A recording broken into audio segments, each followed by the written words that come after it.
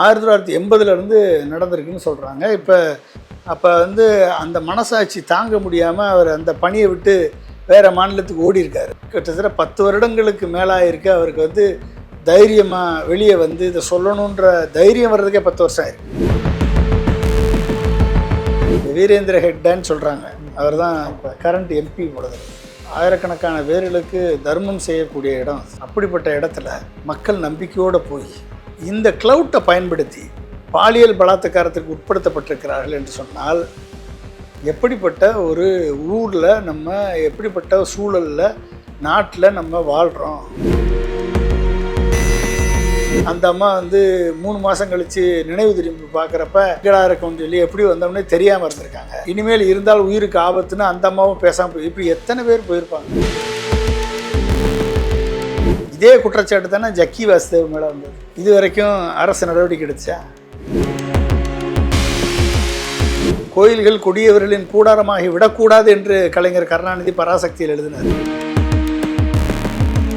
இன்னைக்கு கோயில்கள் கொடியவர்களின் கூடாரமாக மாறிக்கொண்டு வருகிறது. அதுவும் மிகப்பெரிய கோடீஸ்வரர்களின் கொடியவர்களின் கூடாரமாக மாறிக்கொண்டு வருகிறது என்பது நம்ம இப்போ பார்த்துட்ருக்கோம்.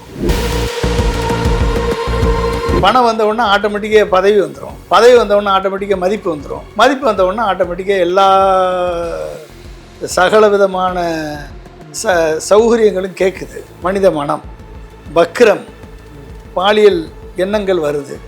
அந்த பாலியல் எண்ணங்களுக்கு பலிகடாக எடுக்கும்போது அப்போ இதற்கு ஒரு நிர்வாக தன்மை உடையவர்களுடைய கல்லூரியும் பள்ளியும் எவ்வளவு ஆபத்தான, மிகப்பெரிய ஆபத்தான.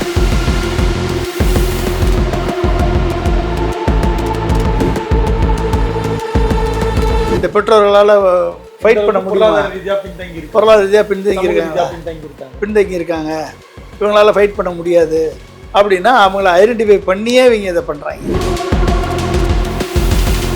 இந்த ஆன்மீகத்தின் பெயரில் நடத்தக்கூடிய போலி வியாபாரம் எந்த அளவிற்கு ஒரு உயிர்கொல்லி சித்திரவதை கூடங்களாக மாறிக்கொண்டு வருகிறது என்பதற்கு கர்நாடகாவினுடைய தர்மஸ்தலா ஒரு மிகப்பெரிய உதாரணம்.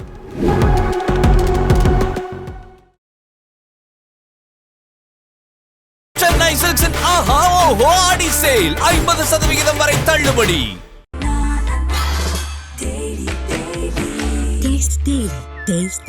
அறுவை சிகிச்சையில் கத்தை என்பது வரலாறு, ரோபோட்டிக் சர்ஜரி என்பது இன்றைய கூறு. தங்கம் புற்றுநோய் சிகிச்சை மையம், நாமக்கல் மற்றும் கான்பூர். உலக தமிழர்களுக்கு வணக்கம். இது கிங் டிவி. இன்றைக்கு நம்மோடு சிறப்பு நேர்காணலில் இணைந்திருப்பவர் முன்னாள் குடியரசுத் தலைவருடைய சிறப்பு உதவியாளர் திரு பொன்ராஜ் அவர்கள். சார் வணக்கம். வணக்கம். கிட்டத்தட்ட 100 பிணங்களுக்கு நான் தான் அந்த இடத்துல கிடைச்சேன் அப்படின்ற அந்த அளவுக்கு ஒரு பதட்ட நிலை ஏற்பட்டிருக்கு அந்த தர்மசாலா, அந்த வளாகத்தை விட்டு கோயிலை கிட்டத்தட்ட. இந்த செய்தியெல்லாம் என்ன மாதிரியான அச்சுறுத்தலை ஏற்படுத்துகிறது, நீங்க எப்படி பார்க்குறீங்க? மிகப்பெரிய அதிர்ச்சி அளிக்கிறது. ஒரு தர்மஸ்தலான்றது ஒரு ரெப்யூட்டட் இன்ஸ்டிடியூஷன். ஆயிரக்கணக்கான பேர்களுக்கு தர்மம் செய்யக்கூடிய இடம். ஒரு மிகப்பெரிய ஒரு ஆன்மீக ட்ரஸ்டால் நிர்வகிக்கப்படக்கூடிய இடம். கோயிலோடு சேர்ந்து ஆற்றங்கரையோடு சேர்ந்து இருக்கு. அப்படிப்பட்ட இடத்துல மக்கள் நம்பிக்கையோடு போய் முழு நம்பிக்கையோட இறை நம்பிக்கையோட அங்கே போய் தங்கி சேவை செய்து அங்கே போய் தன் பசியாறி வரக்கூடிய இடம். கோடிக்கணக்கான பணங்களை இவர்கள் சேவை செய்கிறார்கள், நல்லது செய்கிறார்கள், மக்களுக்கு நல்லது செய்கிறார்கள் என்ற பெயரில் மக்கள் டொனேட் பண்ணுற இடம். கோடிக்கணக்கு பணப்புழக்கம் இருக்கக்கூடிய இடம். அந்த பணம் கல்லூரியாக மாறுது, மருத்துவமனையாக மாறுது, எல்லாமே பல்வேறு சமூக அன்னதானமாக மாறுது. கோயிலுக்கு செய்யக்கூடிய ஆன்மீக பணியாக மாறுகிறது. கோயிலுக்கு செய்யக்கூடிய பூஜை புனஸ்காரமாக மாறுது. இது எல்லாமே மாறுதுன்னு வச்சுக்கோங்களேன். பல்வேறு கேட்டகரிக்கு அது பயன்படுது. ஆனால் இங்கே பிணமாக மாறி இருக்கு. அங்கே தான் இங்கே பிரச்சனை. அப்போ இந்த கிளவுட்டை பயன்படுத்தி இந்த வீரேந்திர ஹெக்டேன்னு சொல்கிறாங்க. அவர் தான் இப்போ கரண்ட் எம்பி போடுறது. அப்போ இந்த க்ளவுட்டை பயன்படுத்தி 1980 நடந்திருக்குன்னு சொல்கிறாங்க. இப்போ 1995 அந்த 95லேருந்து 2014 14 வரைக்கும் வேலை செஞ்ச 14 வரைக்கும் வேலை செஞ்ச ஒரு பணியாள் வந்து அவருடைய 100கணக்கான பிணங்களை வந்து அவரே அடக்கம் பண்ணியிருக்காரு. அப்போ வந்து அந்த மனசாட்சி தாங்க முடியாமல் அவர் அந்த பணியை விட்டு வேற மாநிலத்துக்கு ஒளிஞ்சிருக்காரு. உயிருக்கு ஏதோ ஆபத்து. அவருடைய சொந்தக்காரங்களுக்கே ஏதோ ஒரு இந்த பாதிப்பு பாலியல் குற்றச்சாட்டு நடந்து கொல்லப்பட்ட உடனே இனிமேல் நம்மளும் இங்கே இருந்தால் உயிருக்கு ஆபத்துன்னு சொல்லி ஓடி இருக்காரு. இவ்வளோ நாள் கிட்டத்தட்ட 10 வருடங்களுக்கு மேலாயிருக்கு. அவருக்கு வந்து தைரியமாக வெளியே வந்து இதை சொல்லணுன்ற தைரியம் வர்றதுக்கே 10 வருஷம் ஆயிருக்கு. 2014 போயிருக்காரு, 2025 தான் வெளியே வருது. அப்போ இப்படிப்பட்ட ஒரு 100கணக்கான பிணங்களை ஒருத்தர் அடக்கம் பண்ணியிருக்காரு. 400க்கும் மேற்பட்டவர்கள் கொன்று புதைக்கப்பட்டிருக்கிறார்கள். அவர்கள் அனைவருமே பெண்கள், பாலியல் பலாத்காரத்துக்கு உட்படுத்தப்பட்டிருக்கிறார்கள் என்று சொன்னால் எப்படிப்பட்ட ஒரு ஊரில் நம்ம, எப்படிப்பட்ட சூழலில் நாட்டில் நம்ம வாழ்கிறோம். இப்போ பெண்களுக்கு எதிரான குற்றங்கள் மிகப்பெரிய அளவில் என்னென்னு கேள்வி கேட்க முடியாது. ஒரு அம்மா கூட இப்போ ஓப்பனாக வந்திருக்காங்க, மகளை காணோன்னு சொல்லி வரும்பொழுது அந்த அம்மாவை மிரட்டி அடித்து அந்த அம்மாவை வந்து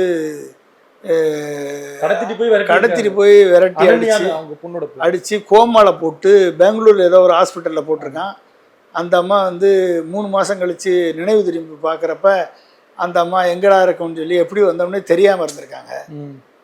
இனிமேல் இருந்தால் உயிருக்கு ஆபத்துன்னு அந்த அம்மாவும் பேசாமல் போய் இப்படி எத்தனை பேர் போயிருப்பாங்க, எத்தனை பேர் கொல்லப்பட்டிருப்பாங்க, எத்தனை பேர் புதைக்கப்பட்டிருப்பாங்க. இதே குற்றச்சாட்டு தானே ஜக்கி வாசுதேவ் மேலே வந்தது. இது வரைக்கும் அரசு நடவடிக்கை எடுத்துச்சா? எத்தனை பேர் இந்த மாதிரி இதுக்கு பலியாகிருப்பாங்க அப்படின்றது நம்மளுக்கு தெரியலை. இதுவரை வந்த கணக்கு தான், வராத கணக்கு எவ்வளவோ தெரியல. அப்போ அதாவது நல்லது செய்கிறோம் என்ற போர்வையில் அதற்கு பின்னால் மறைந்து கொண்டு இப்படிப்பட்ட கொலைகளை செய்யக்கூடிய ஒரு மிக கொடூரமான ஒரு கூட்டத்தில் வந்து மக்கள் நம்பிக்கையோடு போய் பணங்களை கொட்டி கொடுக்குறாங்க. பணங்களை வந்து தன் சேமிப்புகளை கொட்டி கொடுக்குறாங்க, காணிக்கையை கொட்டி கொடுக்குறாங்க, மொட்டை எடுக்கிறாங்க, போய் நகை நட்டுகளை கொண்டு கொடுக்குறாங்க இந்த கொலைபாதக செயலுக்காக. இதுக்கு எல்லாத்துக்கும் இது உடந்தையாக இருக்குது. அப்போ மக்களது நம்பிக்கையை எந்த அளவிற்கு கோயில்கள் கொடியவர்களின் கூடாரமாகி விடக்கூடாது என்று கலைஞர் கருணாநிதி பராசக்தியில் எழுதினார். நாங்கள் கோயில்கள் வேண்டாம் என்று சொல்லவில்லை, ஆனால் கோயில்கள் கொடியவர்களின் கூடாரமாகி விடக்கூடாது என்று கலைஞர் வந்து பராசக்தியில் வசனம். உண்மையாக இருக்குது. இன்றைக்கி கோயில்கள் கொடியவர்களின் கூடாரமாக மாறிக்கொண்டு வருகிறது. அதுவும் மிகப்பெரிய கொடியவர்களின் கூடாரமாக மாறிக்கொண்டு வருகிறது என்பது நம்ம இப்போ பார்த்துட்ருக்கோம். இப்போ இதுக்கு வந்து ஒரு முடிவு கட்டலைன்னா இங்கே வந்து அரசு நிர்வகிக்கக்கூடிய கோயில்களையும் இப்படி மாற்றினாங்கன்னு வச்சுக்கோங்க. அரசு நிர்வகிக்கக்கூடிய கோயில்களை இந்த மாதிரி வந்து ஒரு ட்ரஸ்ட்டை கிரியேட் பண்ணி இந்த மாதிரி ப்ரைவேட் ஆளுங்களுக்கு கொடுத்தா அவன் வந்து பணமும் வரும், அவனுக்கு பணத்தையும் சம்பாதிப்பான், கோடிக்கணக்கில் தங்க நகை வரும், எல்லாம் வரும். எல்லாம் வந்துட்டு அந்த ஆணவத்தில் அவன் வந்து இந்த மாதிரி இளம் பெண்களை பாலியல் பணம் வந்துருச்சு, பணம் கோடிக்கணக்கில் வருது. பணம் வந்தவுடனே ஆட்டோமேட்டிக்காக பதவி வந்துடும், பதவி வந்தவுடனே ஆட்டோமேட்டிக்காக மதிப்பு வந்துடும், மதிப்பு வந்தவுடனே ஆட்டோமேட்டிக்காக எல்லா சகல விதமான சௌகரியங்களும் கேட்குது. மனித மனம் வக்கிரம், பாலியல் எண்ணங்கள் வருது. அந்த பாலியல் எண்ணங்களுக்கு பலிகடாக எடுக்கும்போது இந்த மாதிரியான பிள்ளைகள்லாம் அப்பாவி பிள்ளைகள் வந்து நம்பி பெற்றோர்கள் கொண்டு போய் படித்த வச்சு அங்கே போனால் ஏதாவது படிப்புக்கு உதவி தொகை கிடைக்கும், அங்கே போனால் படிப்புக்கு ஹெல்ப் பண்ணுவாங்க, அங்கே போனால் நம்ம பிள்ளை படித்து வந்துடும், நம்மளால் செலவழிக்க முடியல, இந்த காலேஜில் கொண்டு சேர்த்தோம்னா நல்லா படித்து வந்துடும் என்று சொல்லி இவர்கள் நம்பி போய் சேர்கிற இடங்கள் எல்லாம் வந்து கொலை கூடங்களாக, சித்திரவதை கூடங்களாக, பாலியல் விபச்சார கூடங்களாக மாறிக்கொண்டு வருகிறது என்பது தான் இதிலிருந்து தெரியுது. அப்போ இதற்கு ஒரு நிர்வாக தன்மை உடையவர்களுடைய கல்லூரியும் பள்ளியும் எவ்வளவு ஆபத்தாகும்? மிகப்பெரிய ஆபத்துங்க. அதாவது அதை பயன்படுத்துகிறாங்க, அதை வெஹிக்கிளாக பயன்படுத்துகிறாங்க. மாணவிகள் கல்லூரியையும் பள்ளியையும் வெஹிக்கிளாக பயன்படுத்துகிறாங்க. அதான் அவங்களுக்கு ஃபீடர் மெக்கானிசம். Feeder mechanism. அதில் யாரும் க்ளவுட் இல்லாதவங்க, அதிகமாக பேச முடியாதவங்க, இவங்க தான் பெற்றோர்களை பார்த்தவொன்னே தெரிஞ்சு போயிருமே. இந்த பெற்றோர்களால் ஃபைட் பண்ண முடியல, பொருளாதார ரீதியாக பின்தங்கி இருக்காங்க, இவங்களால ஃபைட் பண்ண முடியாது அப்படின்னா அவங்கள ஐடென்டிஃபை பண்ணியே இவங்க இதை பண்ணுறாங்க. அப்போ எந்த அளவிற்கு வந்து ஒரு கொடூர சித்திரவதை கூடங்களாக இப்போ தனியாரால் நடத்தப்படக்கூடிய இந்த ஆன்மீகத்தின் பெயரில் நடத்தக்கூடிய போலி வியாபாரம் எந்த அளவிற்கு வந்து ஒரு உயிர்கொல்லி சித்திரவதை கூடங்களாக மாறிக்கொண்டு வருகிறது என்பதற்கு கர்நாடகாவினுடைய தர்மஸ்தலா ஒரு மிகப்பெரிய உதாரணம். அந்த தர்மஸ்தலாவாக ஜக்கி வாசுதேவ் மாறிவிடக்கூடாது. ஜக்கி வாசுதேவ் மேலே ஒரு கண் வைக்கணும். இது மாதிரி போலி சாமியார்கள், இந்த சாமியார்கள் வந்து குற்றச்சாட்டு வரும்பொழுதே அதை வந்து களையவில்லை என்று சொன்னால் என்னாகும்? நிகிதா எப்படி வந்து பணத்தை வாங்கி கொண்டு வேலை வாங்கி தரேன்னு சொல்லி ஏமாத்தின நிகிதா தனது செல்வாக்கை பயன்படுத்தி ஐஏஎஸ் ஐபிஎஸ் அதிகாரிகள் தன் அப்பா அம்மாவுடைய அரசு ஊழியர் அந்த அந்தஸ்தை பயன்படுத்தி செல்வாக்கை பயன்படுத்தி ஐஏஎஸ் ஐபிஎஸ் அதிகாரிகளுக்கு உடந்தையாக இருந்து கொள்ளையடித்து ஐஏஎஸ் ஐபிஎஸ் அதிகாரிகள் அரசியல்வாதிகள் முதலமைச்சர் பேரையே மிஸ்யூஸ் பண்ணி நான் அவரோட க்ளோஸு என்று சொல்லி மிஸ்யூஸ் பண்ணி அதன் மூலமாக க்ளவுட்டை எடுத்து அதன் மூலமாக அப்பாவிகளை பணத்தை வாங்கி ஏமாற்றி அது போலீஸு ஆக்ஷன் எடுக்க முடியல, அஸ்ராக்கார்காலே நடவடிக்கை எடுக்க முடியல. அப்படின்னா எந்த அளவிற்கு இன்றைக்கு அஜித் குமாருடைய கொலை வரை வந்து முடிஞ்சிருக்கு. இன்னைக்கு வரைக்கும் அவன் மேலே ஆக்ஷன் எடுக்க முடியலை, ஆக்ஷன் எடுக்கலை, நடவடிக்கை எடுக்கலை. நீ சொன்ன குற்றச்சாட்டு உண்மையான இது வரைக்கும் போலீஸ் விசாரிச்சிச்சா? அவ்வளோ அரெஸ்ட் பண்ணிச்சா? உன் நகை எவ்வளோ வாங்கினதுக்கு இதுங்க சீட்டுங்க, ரெசிப்டுங்க, உங்ககிட்ட எவ்வளோ நகை இருக்கு? எந்த ஆவணமும் சேகரிக்க, எந்த ஆவணமும் இல்லை. அதிகாரத்துறையில் நடந்த தவறுகளே அதெல்லாம் தவறுகள். அப்போ இதை கேட்குறதுக்கே நாதி இல்லாத அளவுக்கு போச்சு. அப்படின்னா இப்போ சின்ன சின்ன விஷயங்களில் காவல்துறை ஃபெயிலியர் ஆகுது, அரசியல் தலையீடு நடக்குது, அதிகார தலையீடு நடக்குது, ஜாதி அரசியல் நடக்குது, மத அரசியல் நடக்குது. இத்தனைக்கும் கர்நாடகா மத அரசியல் தான். கிட்டத்தட்ட ஒரு 100க்கும் மேற்பட்ட இளம் பெண்களை அவர் சொல்லும்போது பள்ளி மாணவிகள் உட்பட கல்லூரி மாணவிகள் உட்பட புதைச்சோம் அப்படின்றாரு. அப்படிப்பட்ட ஒரு நபரோட உளவியல் எப்படி இருக்கும்? உளவியல் வந்து கொடூரத்தின் உச்சம். அது அந்த பிணங்களை கொடூரத்தின் உச்சம். அப்போ உளவியலை வந்து நீங்கள் என்ன, அப்போ ஒரு வக்ர எண்ணம் பிடித்தவன் தானே அப்படிலாம் பண்ண முடியும். நீங்கள் கர்நாடகா வந்து ஒரு சமயத்தினுடைய வெளிப்பாடு அதிகமாக இருக்கக்கூடிய இடம். சிவகுமார சாமிகள்னு 103 வயசு 110 வயசு இருந்தார் சிவகுமார சாமிகள். நான் போயிருக்கேன். மிக மிக ஒரு ஏகப்பட்ட நூற்றுக்கணக்கான பள்ளிக்கூடங்களை வச்சு மேனேஜ் பண்ணுறார். ஜேஎஸ்ஓ சுவாமிகள்னு ஒருத்தர் இருக்கார். அவருமே நூற்றுக்கணக்கான பள்ளிக்கூடம், college, medical college, pharma college இந்த மாதிரி வச்சுருக்காங்க. இப்படி ஒவ்வொரு மடங்களுமே ஆதி சுஞ்சனகிரி மடம், இப்படி ஒவ்வொரு மடங்களுமே வந்து மிகப்பெரிய லெவலுக்கு எஜுகேஷனில், மருத்துவத்தில், ஆன்மீக பணியில் ஏகப்பட்ட சேவைகள் பண்ணிகிட்ருக்காங்க. ஆனால் அந்த தலைவர்கள் சரியாக இருந்தால் தானே மடம் நல்லாயிருக்கும். 110 வயசு வரைக்கும் எந்த குற்றச்சாட்டு இல்லாமல் சிவகுமார சாமிகள் மடத்தை நடத்தியிருக்காரு. இன்றைக்கு வரைக்கும் நடந்துக்கிட்டு தான் இருக்குது. ஜேஎஸ்ஓ சுவாமிகள் அப்படி தான், அவரும் இன்றைக்கி வரைக்கும் நடத்திட்டு தான் இருக்கார். எந்தவித குற்றச்சாட்டு இல்லை அவங்க மேலெல்லாம். அப்போ நல்ல தலைவர்களும் ஆன்மீகத்தில் அருமையான தலைவர்கள்லாம் இருக்காங்க, அங்கே கர்நாடகாவிலே இருக்காங்க. இவர்களது க்ளவுட் வந்து எல்லா அரசியல் கட்சி மேலே இருக்குது. அரசியல் கட்சி பிஜேபியாக இருக்கட்டும், காங்கிரஸாக இருக்கட்டும், மத ஜனதாதளமாக இருக்கட்டும், எல்லா கட்சியுமே வந்து இந்த சாமியார்களது ஆதரவில் இருக்காங்க. அதில் எந்த மாற்று கருத்தும் கிடையாது. ஆனால் ஒரு சில பேருடையது தனிப்பட்ட வக்கிரங்கள், தனிப்பட்ட வன்மங்கள். என்னைக்கு தனி மனித வன்மத்துக்கு வந்து ஒரு இன்ஸ்டிடியூஷன் பலியாகுதோ அப்போ அதனால் ஏற்படக்கூடிய தாக்கம் மிகப்பெரிய தாக்கம். எதுக்கு நம்ம எடப்பாடியை வந்து சொல்கிறோம்? ஒரு தனி மனித வக்கிரம் இன்ஸ்டிடியூஷனை காலி பண்ணுது. ஒரு தனி மனித வக்கிரம் இன்னைக்கு தர்மஸ்தலா என்ற மிகப்பெரிய இன்ஸ்டிடியூஷனை காலி பண்ணிருச்சா இல்லையா? சொல்லி முடிஞ்சா இல்லையா?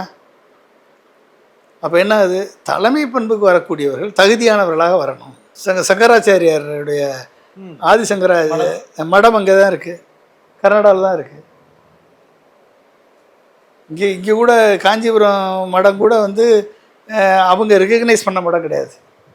ஆனால் ஆதிசங்கராச்சாரியர் தோற்றுவித்த மடத்தில் ஒரு மடம் அது அங்கே இருக்குது. கேரளாவில் ஒன்று இருக்குது, அங்கே ஒன்று இருக்குது, கர்நாடகாவில் இருக்குது. இன்றைக்கி வரைக்கும் நல்லா தான் நடந்துகிட்ருக்கு, எந்த விதமான குற்றச்சாட்டு இல்லையா அவர்கிட்ட. ஆனால் காஞ்சி சங்கராச்சாரியர் மேலே குற்றச்சாட்டு, கொலை குற்றச்சாட்டு வந்துச்சா இல்லையா? ஆமாம். இப்போ பிரச்சனை என்னென்னா, the individual who defaults, the head of the institution சரியா இல்லைன்னா இன்ஸ்டிடியூஷனே காலியாயிரும். ஹெட் ஆஃப் த இன்ஸ்டிடியூஷன் சரியா இல்லைன்னா டோட்டல் இன்ஸ்டிடியூஷனே பேர் கெட்டு போயிடும். ஹெட் ஆஃப் த இன்ஸ்டிடியூஷன் சரியா இல்லைன்னா டோட்டல் கட்சியே காலி. ஹெட் ஆஃப் த இன்ஸ்டிடியூஷன் சரியில்லைன்னா டோட்டல் கம்பெனியே காலி. இப்போ இதில் கூட இத்தனை பிணங்களையும் புதைத்ததாக சொல்லி இன்னைக்கு வந்திருக்காரு, நீதிமன்றம் வந்திருக்கு. இந்த நபரும் குற்றவாளி. அந்த நபரை பொறுத்த வரைக்கும் குற்றவாளி தான். அது என்னென்னா அதை முதலே சொல்லியிருக்கணும், இந்த மாதிரி வர்றாங்க செய்கிறாங்கன்னு சொல்லியிருக்கணும். But he is approver now, he is a குற்றவாளி தான். வேறு வழி இல்லை, நான் என் வேலையை செஞ்சேன், புதைக்க சொன்னாங்க நான் செஞ்சேன், வேறு வழி இல்லை. என்னால் வந்து நான் வந்து அண்டர் த்ரெட்டு நான் வந்து இதை பண்ணேன், இல்லைன்னா என் உயிருக்கு ஆபத்தாயிரும். அப்போ நான் இதிலேருந்து வெளியே வர்றதுக்கு என்னால் முடியலை. ஒரு ஸ்டேஜில் நான் வெளியே ஓடி போயிட்டேன், இன்றைக்கி நான் தைரியத்தோடு வந்து நான் அப்ரூவராக மாறி இருக்கேன் அப்படின்றப்ப அவர் குற்றவாளின்ற ஸ்டேட்டஸ்லேருந்து அப்ரூவர் ஸ்டேட்டஸுக்கு மாறிடுறார். குற்றவாளி தான் அவர். சரி, அவருக்கு தண்டனை உண்டு. அவருக்கு அப்ரூவர், அது நீதிமன்றம் பார்த்து சொல்லணும். அவரை குற்றவாளின்னு கன்சிடர் பண்ணுதா இல்லை அப்ரூவர்னு கன்சிடர் பண்ணுதா, அது வந்து சாட்சியங்கள் ஆதாரங்கள் அடிப்படையில் தான் முடிவெடுக்க முடியும். இவரோட உயிருக்கு ஏதாவது சிக்கல் வர நேரிடும்? கண்டிப்பாக அவருக்கு உயிருக்கு யார் உத்தரவாதம் கொடுக்க முடியும்? பாவம், ஒரு ஏழை தொழிலாளி, துப்புரவு பணியாளர். நாளைக்கே ஒரு லாரியை வச்சு அடித்தாங்கன்னா காலி பண்ணால் முடிஞ்சு போச்சு. என்ன பண்ணுவீங்க? எதுவும் நடக்கலாம் இல்லையா? ஆமாங்க. நாணல் போல வளைவு தான் சட்டமாகுமா, அதை வளைப்பதற்கு வழக்கறிஞர் பட்டம் வேண்டுமா, தர்மத்தாயின் பிள்ளைகள் தாயின் கண்ணை மறைப்பதா, உண்மைதனை ஊமையாக்கி தலை குனிய வைப்பதா அப்படின்னு ரிக்ஷாக்காரனில் எம்ஜிஆர் பாட்டு. ஓகே, அப்போ தலை குனிய வைக்கிறாங்க. தர்மஸ்தலா பேர்லேயே தர்மம் இருக்குது. ஆனால் கொலை களமாக மாறி இருக்கு, சித்திரவதை களமாக மாறி இருக்கு, பாலியல் வன்முறை களமாக மாறி இருக்கு. அப்போ எப்படி? அப்போ அரசு வந்து இதெல்லாம் இரும்புக்கரம் கொண்டு அடக்காவிட்டால், இன்னமும் அரசு வந்து இப்படிப்பட்டவர்களை வளர விட்டால், இது வந்து மக்கள் நம்பிக்கையை ஒட்டுமொத்தமாக சிதைத்து விடும். நன்றி. தேங்க்யூ. சென்னை சில்க்ஸின் ஆஹா ஓஹோ ஆடி சேல் 50% வரை தள்ளுபடி.